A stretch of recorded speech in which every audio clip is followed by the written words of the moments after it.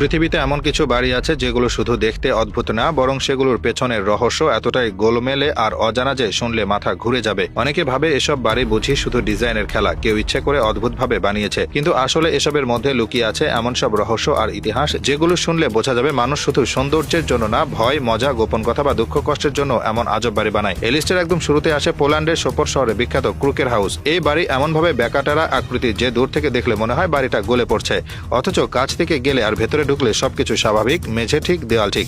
এত বড় দৃষ্টিভ্রম সৃষ্টি করার বাড়ি খুব কম আছে। এরপর আসে জার্মানির ট্রাসেনহাইর শহরের বিখ্যাত আপসাইড ডাউন হাউস। নাম শুনে বোঝা যাচ্ছে পুরো বাড়ি উল্টো করে বানানো, ছাদ নিচে আর মেঝে উপরে। কেউ ভেতরে ঢুকলে প্রথমে মনে হবে পৃথিবী উল্টে গেছে, মাথা ঘুরে যাবে।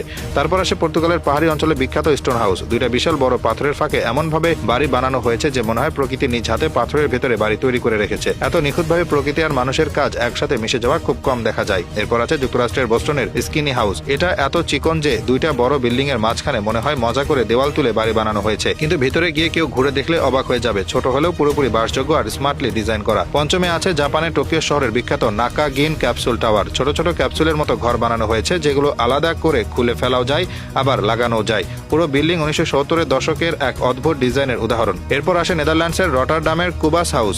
ঘরের আকার এমনভাবে ঘুড়ির মতো তির্যকভাবে বসানো যে বাইরে থেকে দেখে মনে হয় ভেতরে মানুষ থাকাই সম্ভব না, কিন্তু বাস্তবে সবকিছু ঠিকঠাক কাজ করে আর লোকজন স্বাভাবিকভাবেই থাকে। এরপর আমেরিকার সবচেয়ে রহস্যময় বাড়ির মধ্যে একটা হলো উইনচেস্টার মিস্ট্রি হাউস। এই বাড়ির মালিক নাকি একটার পর একটা ঘর, দরজা, সিঁড়ি বানাতেন। এমন সিঁড়ি আছে যেগুলো উঠে গিয়ে আবার নিচে নেমে যায়, দরজা খুললে দেওয়ালে ধাক্কা খেতে হয়, পুরো বাড়ি যেন এক অজানা ধাঁধা। এরপর আছে থাইল্যান্ডের বিখ্যাত এলিফ্যান্ট বিল্ডিং। দূর থেকে দেখলে মনে হবে বিশাল একটা হাতির মতো বিল্ডিং দাঁড়িয়ে আছে। থাইল্যান্ডের পরিচিতি বাড়ানোর জন্য হাতির প্রতীক ব্যবহার করে পুরো বিল্ডিং ডিজাইন করা হয়েছে। নবমে আসে কানাডার বিখ্যাত বোল্ট ক্যাসল। বিশাল অর্ধসমাপ্ত বাড়ি যা মালিকের প্রেম আর মৃত্যুর রহস্য নিয়ে দাঁড়িয়ে আছে। শেষ পর্যন্ত বাড়ি শেষ হয়নি, কিন্তু তার প্রেমের কাহিনী আজও মানুষকে টানে। সবশেষে আছে প্যারিসের বিখ্যাত হাউস উইথ নো উইন্ডোজ। নামেই বোঝা যায় এই বাড়িতে কোনো জানালা নেই, শুধু দেওয়াল আর দরজা। উদ্দেশ্য ছিল শতভাগ প্রাইভেসি, বাইরের কেউ ভিতরে উকি দিতে পারবে না।